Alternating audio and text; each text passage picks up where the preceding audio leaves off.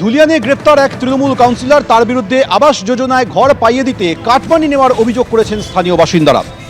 আবাস যোজনায় তিনি ঘর পাইয়ে দেওয়ার সময় কাটমানি নিয়েছেন বলে স্থানীয়রা অভিযোগ করেছেন। শামশেরগঞ্জ থানায় কয়েকজন মহিলার অভিযোগের ভিত্তিতে তাকে গ্রেপ্তার করা হয়।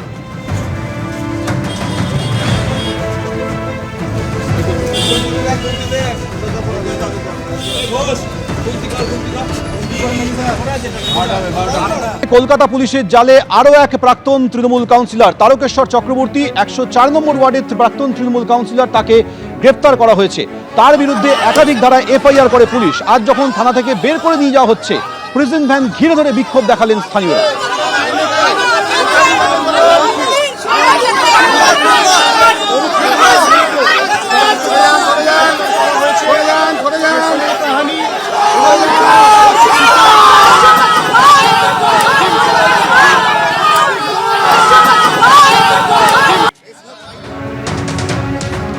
সরাসরি কথা বলবো, হিন্দল দে আমাদের সঙ্গে রয়েছে। হিন্দল, এই প্রাক্তন তৃণমূল কাউন্সিলরের বিরুদ্ধে কি অভিযোগ দায়ের হয়েছে? বিজেপি কর্মী থেকে সাধারণ মানুষ কি বলছেন? বলে রাখি, তারকেশ্বর চক্রবর্তী যিনি তৃণমূল কংগ্রেসের 104 নম্বর ওয়ার্ডের কাউন্সিলর ছিলেন এবং কংগ্রেসের 104 নম্বর ওয়ার্ডের কাউন্সিলর ছিলেন এবং বড় 11 চেয়ারপারসনও ছিলেন। এই তারকেশ্বর চক্রবর্তীর বিরুদ্ধেই কিন্তু সার্ভে পার্ক এলাকার এক বাসিন্দা তিনি অভিযোগ দায়ের করেন যে ভোট পরবর্তী সময় রীতিমতো সন্ত্রাসের আবহ তৈরি করেছিলেন এই তারকেশ্বর চক্রবর্তী। বাড়িতে ঢুকে মারধর করা, বাড়ি ভাঙচুর করা, প্রাণে মেরে ফেলার হুমকি, সেগুলো তো ছিলই। তার পাশাপাশি শ্লীলতাহানির অভিযোগ রয়েছে এই তারকেশ্বর চক্রবর্তীর বিরুদ্ধে। এমনকি 104 নম্বর ওয়ার্ডের বিভিন্ন জায়গায় জলাজমি ভরাট করা, জমি দখল করা, এরকম নানাবিধ অভিযোগ কিন্তু তারকেশ্বর চক্রবর্তীর বিরুদ্ধে রয়েছে। তারই পরিপ্রেক্ষিতে গভীর রাতে সার্ভে পার্ক থানার পুলিশ তারকেশ্বর চক্রবর্তীকে তার বাড়ি থেকে গ্রেফতার করে এবং তার পরবর্তী ক্ষেত্রে আজকে তাকে আলিপুর আদালতে তোলা হলে আদালত কিন্তু নির্দেশ দিয়েছে যে 7ই জুলাই পর্যন্ত তারকেশ্বর চক্রবর্তীর পুলিশি হেফাজত হবে। এরই মাঝে যখন যে ঘটনা ঘটে, কোর্টে নিয়ে আসার আগে সার্ভে পার্ক থানা থেকে যখন তাকে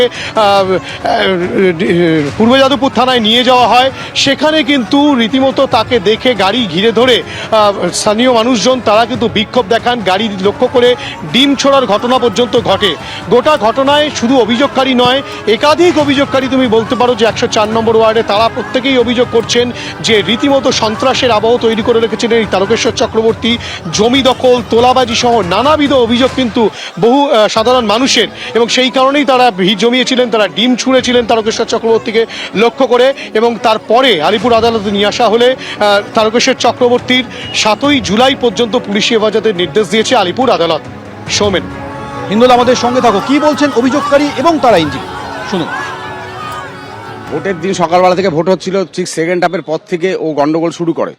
আমার বাড়িতে 400-500 লোক ঘিরে ফেলে চারিদিক থেকে, গিয়ে বাড়ির সামনে অথচ্ছাদা ত্রাস করে, বাড়ি ভেঙে ঢুকে 10 জন মতন সঙ্গে নিয়ে তারকবাবু দরজা ভেঙে ঘরে ঢোকেন এবং মানে সাংঘাতিক অত্যাচার এবং লুটপাট চালায়। করার হুমকি অব্দি দিয়ে যায় বউকে যে পেলে ওকে খুন করে দেবো। নানান রকমের মেলাইন করেছে, মিথ্যা মামলা দেওয়া, আমাদের কর্মীদের উপর মিথ্যা মামলা দেওয়া, আমার নামে মিথ্যা মামলা দেওয়া, লোক সাজিয়ে এটা করে গেছে দিনের পর দিন। সেই কমপ্লেনই আমি করেছি। এতদিন এই কমপ্লেন করতে পারেননি কেন? এতদিন করিনি কেন? কমপ্লেন করার মতো অবশ্যই কমপ্লেন করবো। এটা এর সাথে যুক্ত সব শুদ্ধ ছিল, মানে ইনক্লুডিং মমতা ব্যানার্জি যুক্ত ছিল। যখন বুঝতে পেরেছি আমি কমপ্লেন করে আমি কি মরবো এখানে দাঁড়িয়ে, আমার ফ্যামিলি নিয়ে আমি করবোটা কি? এখন কি চাইছেন? এখন চাইছি ওর সাজা হোক। আপনি তদন্ত করে দেখুন কত 2 নম্বরই করেছে, কত কিভাবে কামিয়েছে, সপরিবারে কিভাবে কামিয়েছে। বোনকে কাউন্সিল 106-এর কাউন্সিলর করে দিয়েছে, সেখান থেকে লুটপাট করেছে। পরের বছর ওখানকার লোক বিক্ষিপ্ত হতে ওকে আর ক্যান্ডিডেট করেনি, তখন করেছে রানা দাস শুক্রু ক্যান্ডিডেট করেছে, সেও তাই করে গেছে, তাকেও অ্যারেস্ট করেছে। এটা লুটপাট ছাড়া কিছু করে না। এবিপি আনন্দ, এগিয়ে থাকে, এগিয়ে রাখে।